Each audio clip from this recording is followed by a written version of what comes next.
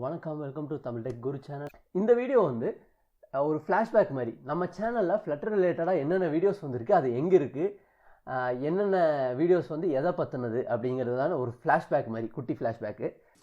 மறுபடியும் முதல்ல நம்ம சேனலில் இது வரைக்கும் 15 வீடியோஸ் ஃப்ளட்டரை பற்றி போட்டிருக்கோம். ஸோ நீங்கள் நம்ம சேனலுக்கு போயிட்டு ப்ளேலிஸ்ட்டை கிளிக் பண்ணிவிட்டு பார்த்தீங்கன்னா ஃப்ளட்டர் தமிழ் டுட்டோரியல்னு இருக்கும். அதில் பார்த்துக்கிட்டிங்கன்னா மொத்தமாக 15 வீடியோஸ் இருக்கும். ஸோ இதில் வந்து டாட் ஃபண்டமெண்டல்ஸ், ஃப்ளட்டர் அப்ளிகேஷனை நம்ம டாட் ப்ரோக்ராம் யூஸ் பண்ணி தான் நம்ம க்ரியேட் பண்ண போகிறோம். ஸோ உங்களுக்கு வந்து டாட் சின்டாக்ஸ் பழக்கம் இல்லை அப்படின்னா இந்த ஃப்ளட்டர் 3 அதிலிருந்து ஃப்ளட்டர் 10 வரைக்கும் நீங்கள் பார்த்துக்கிட்டிங்கன்னா உங்களுக்கு வந்து டாட் சின்டாக்ஸ் வந்து ஓரளவுக்கு ஃபெமிலியர் ஆகிடும். அது மட்டும் இல்லாமல் இந்த வீடியோஸில் நிறையா மீம்ஸ் எல்லாம் இருக்குது. ஸோ ரொம்ப போர் அடிக்காமல் தான் ஒவ்வொரு வீடியோவும் இருக்கும்.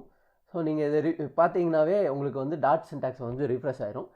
இதில் எல்லாமே கவர் பண்ணியிருக்கோமானா இல்லை, இன்னும் நிறையா ஃபீச்சர்ஸ் வந்து டாட்டோட ஃபீச்சர்ஸ் வந்து நம்ம கவர் பண்ணல.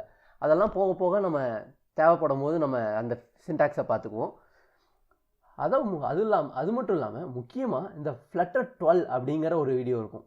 அது வந்து ஸ்டேட்லெஸ் விஜெட்னா என்ன, ஸ்டேட் விஜெட்னா என்ன, ஒரு சின்டாக்ஸ் எப்படி இருக்கும், ஃப்ளட்டர் சின்டாக்ஸ் எப்படி இருக்கும் அப்படிங்கிறத பற்றி நேசமணி, அதாவது வடிவேல் கேரக்டரை வச்சு இந்த கான்செப்டை நம்ம எக்ஸ்பிளைன் பண்ணியிருப்போம்.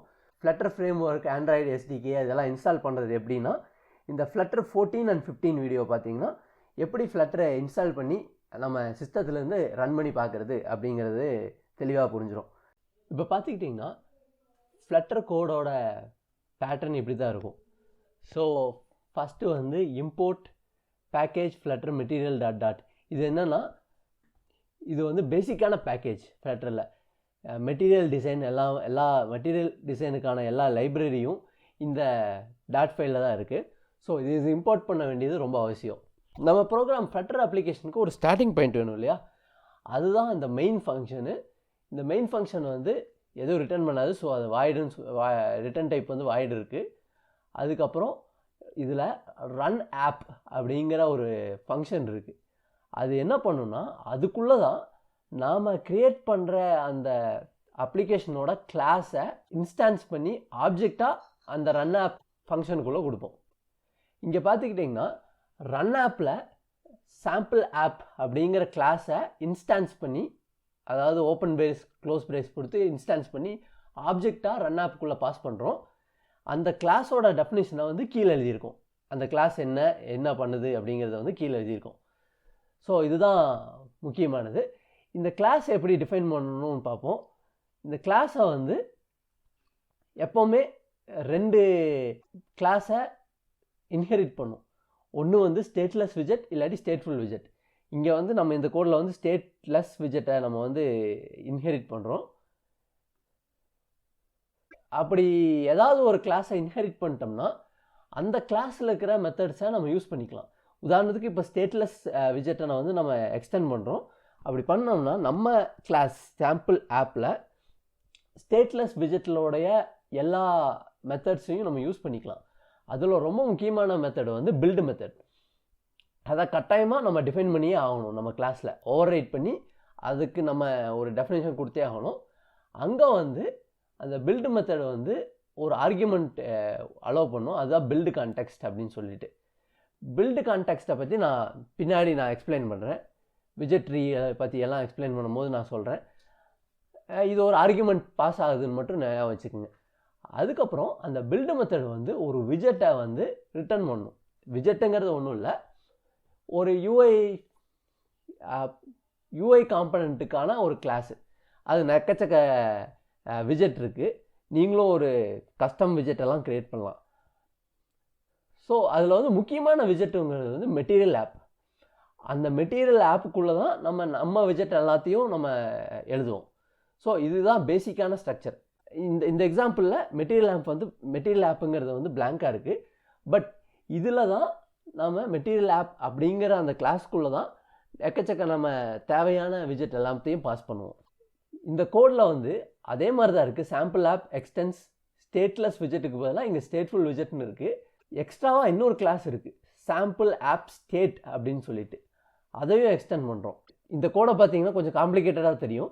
ஆனால் இதை பற்றி நீங்கள் கவலையே பட வேண்டாம்.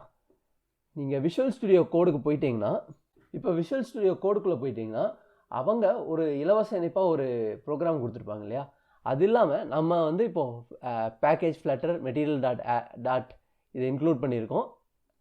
இங்கே மெயினில் சாம்பிள் ஆப் அப்படிங்கிற இந்த கிளாஸை ஆப்ஜெக்டாக, அதாவது இன்ஸ்டான்ஸ் பண்ணி ஆப்ஜெக்டாக அந்த ரன் ஆப்புங்கிற ஃபங்க்ஷனுக்குள்ளே பாஸ் பண்ணுறோம். இப்போது எப்படி அதை அத்தனையும் டைப் பண்ணுறது ஞாபகம் வச்சு அப்படின்னா, ஞாபகம்லாம் வைக்க வேண்டாம். நம்ம ஃபஸ்ட் இன்ஸ்டலேஷன் வீடியோவில், அதாவது ஃப்ளட்டர் 13 and 14 அந்த வீடியோவில் நம்ம பார்த்துருப்போம். வியூக்கு போய்க்கிங்க. இங்கே போனீங்கன்னா எக்ஸ்டென்ஷன்ஸ் அப்படின்னு இருக்கும், அதை கிளிக் பண்ணிக்கோங்க. கிளிக் பண்ணிங்கன்னா இங்கே இந்த சர்ச் பாரில் ஏற்கனவே நான் டைப் பண்ணியிருக்கேன். ஸோ ஃப்ளட்டர் அப்படின்னு டைப் பண்ணிங்கன்னா இங்கே லிஸ்ட் ஆஃப் எக்ஸ்டென்ஷன் வரும். இந்த எக்ஸ்டென்ஷன்ஸில் முக்கியமான எக்ஸ்டென்ஷன் வந்து ஆசம் ஃப்ளட்டர் ஸ்னிப்பெட்ஸ் அப்படிங்கிற ஒரு எக்ஸ்டென்ஷன். இது வந்து இன்ஸ்டால் ஆகிருக்கான்னு பார்த்துக்குங்க. இங்கே கிளிக் பண்ணிங்கன்னா இங்கே டிசேபிள் அன்இன்ஸ்டால்னு வரும். இன்ஸ்டால் இருந்துச்சுன்னா கண்டிப்பாக நீங்கள் இன்ஸ்டால் பண்ணணும். ஸோ இது இன்ஸ்டால் பண்ணியிருந்தீங்கன்னா ஸ்டேட் அப்படிங்கிற வார்த்தை அடிச்சிங்கன்னா எஸ் கேப்ஸு, ஸோ ஸ்டேட்டுங்கிற வார்த்தை இல்லாட்டி ஸ்மால் அடித்தாலும் வரும். அது ஸ்டேட் அப்படின்னு அடிச்சிங்கன்னா இங்கே வருதா ஒரு ட்ராப் டவுனு சஜஷன்ஸ் காமிக்குதா? அதில் வந்து 2 காமிக்குது, state full W, stateless W அப்படின்னு சொல்லிட்டு.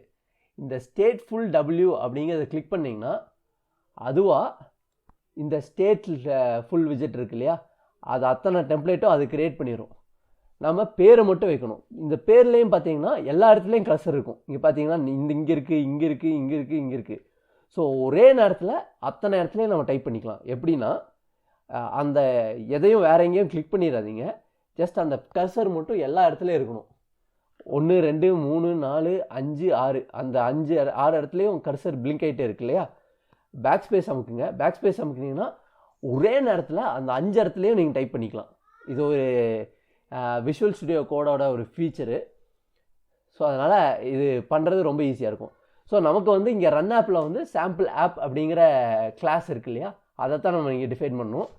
ஸோ நான் சாம்பிள் ஆப் அப்படின்னு கொடுத்துட்டேன். ஸோ கொடுத்தோம்னா இப்போது கிளிக் பண்ணிங்கன்னா அது போயிடும். ஸோ சாம்பிள் ஆப் அப்படிங்கிற அந்த கிளாஸ் வந்து இங்கே ஸ்டேட்ஃபுல் விஜெட்டாக டிக்ளேர் ஆகிடுச்சு. நம்ம வந்து இந்த ரிட்டர்ன் இருக்கு இல்லையா, இங்கே தான் நம்ம வேலை இருக்குது. இங்கே அதுக்கப்புறம் ஏதாவது ஒரு டேட்டா க்ரியேட் பண்ணணும் அப்படின்னா இதுக்குள்ளே வேலை இருக்குது. பட் இது வந்து டெம்ப்ளேட் ஸ்டேட்ஃபுல் விஜெட் இப்படி தான் இருக்கும். நம்ம எல்லாமே இந்த கிரியேட் ஸ்டேட்டு இதெல்லாம் ஞாபகம் வச்சுக்க தேவையில்லை.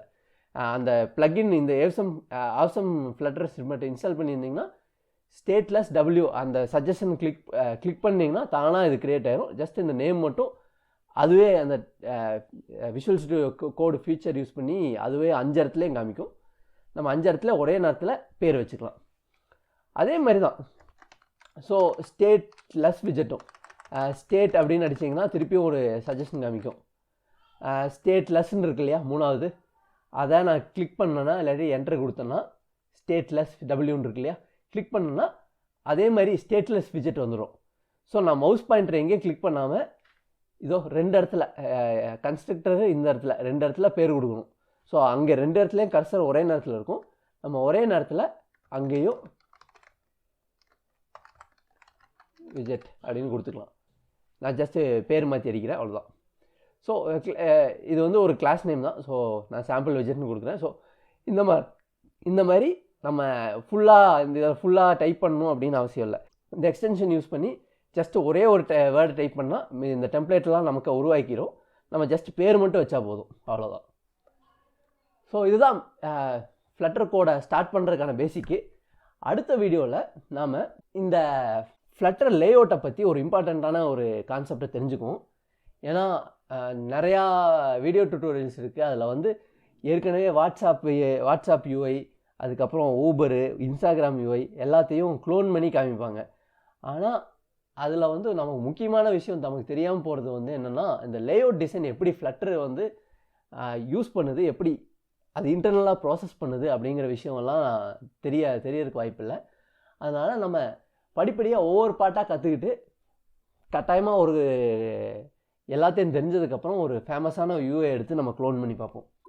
நெக்ஸ்ட் வீடியோவில் இன்ட்ரெஸ்டிங்கான அதே சமயம் முக்கியமான ஒரு ஃப்ளட்டர் கான்செப்ட் பற்றி பார்ப்போம்.